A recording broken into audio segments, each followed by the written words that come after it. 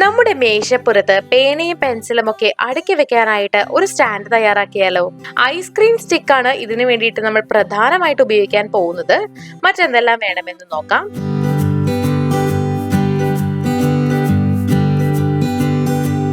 Sponge, കത്രിക, പഞ്ഞി, paint, ice cream സ്റ്റിക്കുകൾ, പശ, ബ്രഷ്. ഇവിടെ ഒരു 3 ഐസ്ക്രീം സ്റ്റിക്ക് എടുത്തിട്ടുണ്ട്. ഇത് ത്രികോണാകൃതിയിൽ ഇങ്ങനെ വെക്കുക.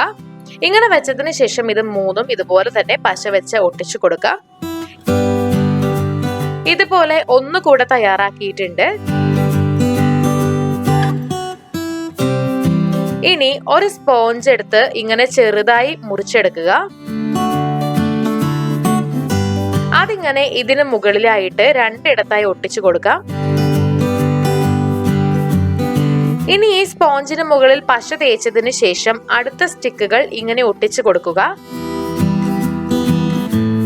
ഒരു ചെറിയ നക്ഷത്രം പോലെ ഇവിടെ കിട്ടിയിട്ടുണ്ട്.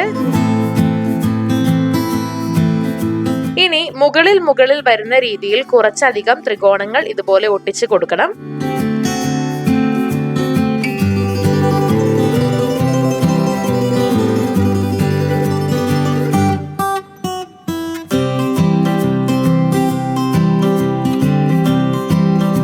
ഇവിടെ തയ്യാറാക്കിയിട്ടുണ്ട്.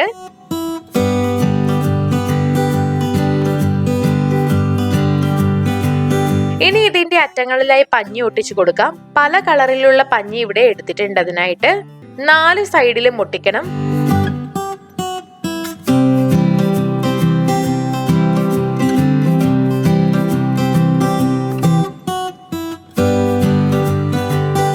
ഇതുപോലെയാണ് കാണാനുണ്ടാവുക.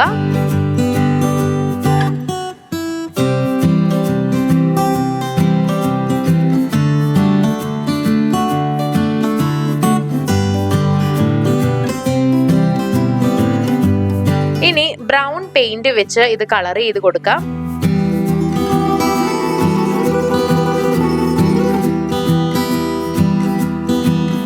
ഇങ്ങനെയാണ് പെയിന്റ് ചെയ്തിരിക്കുന്നത്.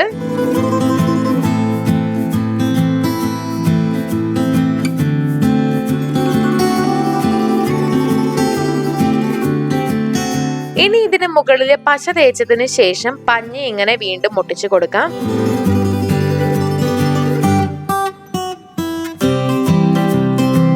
നല്ല കളർഫുൾ ആയിട്ടുണ്ട് അല്ലേ? മനോഹരമായിട്ടുള്ള സ്റ്റാൻഡ് ഇവിടെ തയ്യാറാണ്. ഇതിൽ നമുക്ക് പേനയും പെൻസിലും ഒക്കെ ഇട്ട് സൂക്ഷിക്കാവുന്നതാണ്. നമ്മുടെ ടേബിളിൽ ഇത് വെച്ചിട്ടുണ്ടെങ്കിൽ കാണാൻ തന്നെ നല്ല ഭംഗിയായിരിക്കും. അപ്പൊ നിങ്ങളും വളരെ എളുപ്പത്തിൽ തയ്യാറാക്കാവുന്ന ഈ ഒരു ഐസ്ക്രീം സ്റ്റിക്ക് കൊണ്ടുള്ള സ്റ്റാൻഡ് തയ്യാറാക്കി നോക്കുക. വീഡിയോ എല്ലാവർക്കും ഇഷ്ടമായി എന്ന് കരുതുന്നു. ഇഷ്ടമായെങ്കിൽ തീർച്ചയായിട്ടും ലൈക്ക് ചെയ്യുക, ഷെയർ ചെയ്യുക, കമന്റ് ചെയ്യുക. ഇതുപോലുള്ള കൂടുതൽ വീഡിയോകൾക്കായി സമയം മലയാളം സബ്സ്ക്രൈബ് ചെയ്യുക.